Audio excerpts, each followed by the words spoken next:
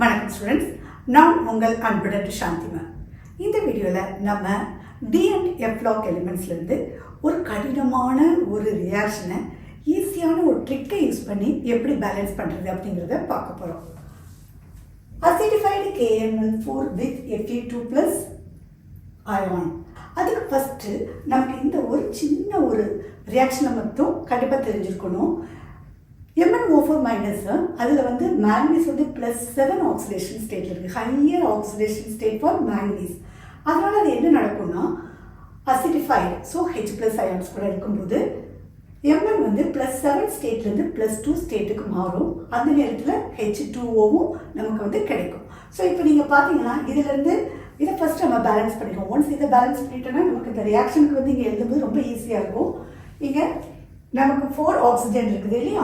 So இந்த இடத்துல ஒரே ஒரு ஆக்சிஜன் தான் இருக்குது. ஸோ அப்போ நம்ம 4 வந்து நம்ம இங்கே போட்டுடலாம். ஸோ இப்போது 4 2s 8 ஹைட்ரஜன் வந்து 8ஆக மாறிடுது. அதனால 8H+ நம்ம போட்டுடுவோம். ஸோ இந்த ரியாக்ஷனை இந்த நம்ம இந்த ஸ்டெப்பை நினைவில் வச்சுட்டு நம்ம எப்படி இந்த கம்ப்ளீட் ரியாக்ஷனை வந்து நம்ம இங்கே எழுத போகிறது அப்படிங்கிறத பார்க்குறோம். ஸோ Fe2+ வந்து என்ன நடக்கும்னா KMnO4 வந்து அசிடிஃபைடு KMnO4 கூட ரியாக்ட் பண்ணும்போது Fe2+ வந்து 3+ஆக ஆக்சிடைஸ்டாக நடக்கும். ஆக்சிடைஸ்னா ஹையர் ஆக்சிடேஷன் ஸ்டேட்டுக்கு போயிடும். ஸோ அதனால நம்ம Fe2+ அது எது கூட நடக்கும்? MnO4- + 8H+. நம்ம அந்த இடத்துல நம்ம எழுதிட்டதுனால நமக்கு இப்போ ரொம்ப ஈஸியாக இருக்கும் பாருங்கள். MnO4- + 8H+ கூட ரியாக்ட் பண்ணும்போது Fe2+ வந்து Fe3+ஆக ஆக்சிடைஸ்ட் ஆகுது.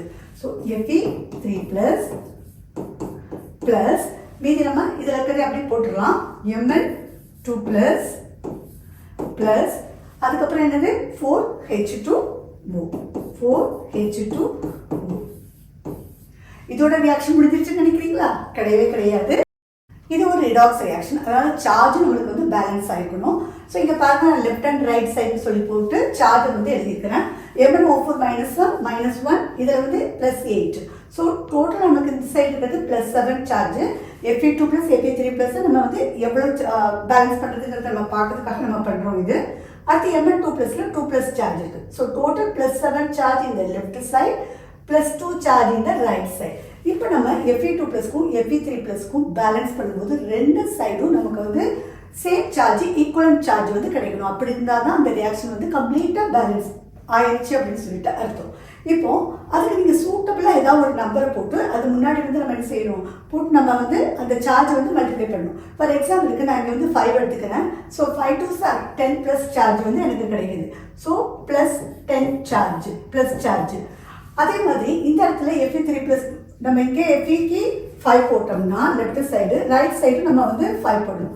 இப்போது 5 போடும்போது இது வந்து 3 இல்லையா? 5 3s 15. ஸோ 15+ சார்ஜ் வந்து நம்ம இந்த சைடு போடணும். ஸோ 15 +2 சார்ஜ் ஆல்ரெடி இருக்குது. ஸோ 17 + 17. ஸோ இங்கே நமக்கு 17+ இருக்குது, இங்கேயும் நமக்கு 17+ இருக்குது. ஸோ போத் சைடு ஈக்குவலாக இருக்குது. அப்போது ஆன்சர் பாருங்கள், 5 Fe2+ + MnO4- + 8H+, 5 Fe3+ + Mn2+ + 4H2. Thanks for watching.